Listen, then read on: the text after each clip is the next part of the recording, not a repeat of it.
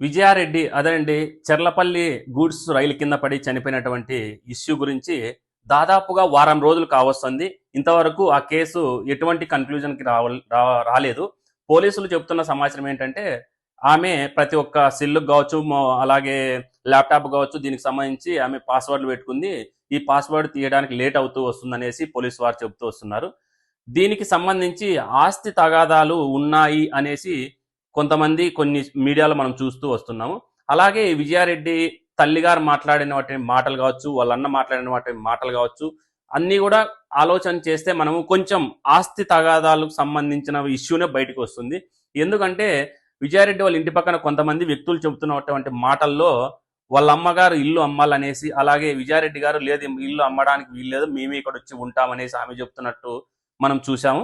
ఈ విధంగా దీనికి సంబంధించిన ఫుల్ వీడియో ఆంధ్రవిజన్ ఛానల్లో ఉంటుంది, లేదంటే డిస్క్రిప్షన్లో ఉంటుంది. ఒకసారి వెళ్ళి చూడండి. ఎవరైనా కొత్తగా ఛానల్ చూస్తున్నట్టు సబ్స్క్రైబ్ చేసుకోండి. Thank you.